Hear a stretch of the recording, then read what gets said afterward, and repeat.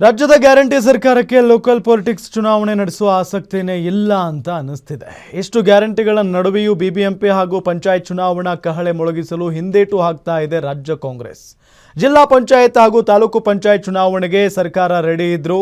BBMP ಅಂದ್ರೆ greater Bengaluru ಚುನಾವಣೆಗೆ 3 ಪಕ್ಷಗಳ ನಗರ ಶಾಸಕರು ರೆಡಿ ಇಲ್ಲ. ಯಾಕೆ ಅಂತೀರಾ? ಈ ರಿಪೋರ್ಟ್ ನೋಡಿ. ಗ್ರೇಟರ್ ಬೆಂಗಳೂರು ಎಲೆಕ್ಷನ್ಗೆ ಶಾಸಕರೇ ಅಡ್ಡಗಾಲು. ಪಾಲಿಕೆ ಚುನಾವಣೆಗೆ ಬ್ರೇಕ್ ಹಾಕ್ತಿದ್ದಾರೆ ಗ್ರೇಟರ್ ಶಾಸಕರು. ಕಾರ್ಪೊರೇಟರ್ಗಳ ಕಾಟ ಬೇಡ ಅಂತಿದ್ದಾರೆ ಎಂಎಲ್ಎಗಳು. ಬೆಂಗಳೂರು ಎಲೆಕ್ಷನ್ಗೆ ಕೈ ಕಮಲ ದಳ ಅಡ್ಜಸ್ಟ್ಮೆಂಟ್ ಪಾಲಿಟಿಕ್ಸ್. ರಾಜ್ಯದಲ್ಲಿ ಕಾಂಗ್ರೆಸ್ ಸರ್ಕಾರ ಅಧಿಕಾರಕ್ಕೆ ಬಂದು 2 ವರ್ಷಗಳೇ ಕಳೆದು ಹೋಗಿವೆ. ಗ್ಯಾರಂಟಿಗಳ ಸಕ್ಸಸ್ ಬಗ್ಗೆ ಸಂಭ್ರಮಿಸಿದ್ದು ಆಯಿತು. ಆದರೆ ಕಾಂಗ್ರೆಸ್ ಸರ್ಕಾರಕ್ಕೆ ಸ್ಥಳೀಯ ಸಂಸ್ಥೆಗಳ ಚುನಾವಣೆ ನಡೆಸುವ ಆಸಕ್ತಿ ಇಲ್ಲ ಅನ್ನೋದು ಸಾಬೀತಾಗಿದೆ. ಜೊತೆಗೆ ಗ್ರೇಟರ್ ಬೆಂಗಳೂರು ಚುನಾವಣೆ ನಡೆಸಲು ಸರ್ಕಾರದ ಜೊತೆಗೆ ವಿಪಕ್ಷಗಳಿಗೆ ಆಸಕ್ತಿ ಇಲ್ಲದಂತೆಯಾಗಿದೆ. ಇದನ್ನ ರಾಜ್ಯ ಚುನಾವಣಾ ಅಧಿಕಾರಿಗಳು ಮಾಧ್ಯಮಗಳ ಮುಂದೆ ಬಂದು ಹೇಳಿದ್ದಾರೆ.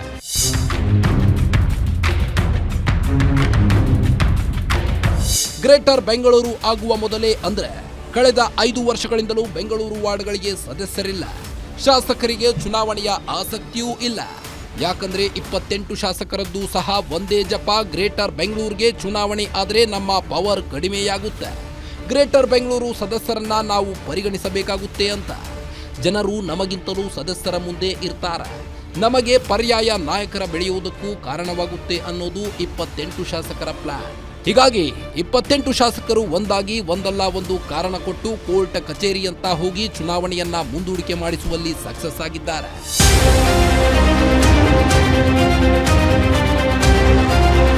ಈ ನಡುವೆ ಸಿಎಂ ಸಿದ್ದರಾಮಯ್ಯ ಹೈಕೋರ್ಟ್ ಹಾಗೂ ಸುಪ್ರೀಂ ಕೋರ್ಟ್ ತೀರ್ಪು ಚುನಾವಣಾ ಆಯೋಗ ಸೂಚನೆಯಂತೆ ಚುನಾವಣೆಗೆ ರೆಡಿಯಾಗುವ ಅನಿವಾರ್ಯತೆ ಪರಿಸ್ಥಿತಿ ಎದುರಾಗಿದೆ.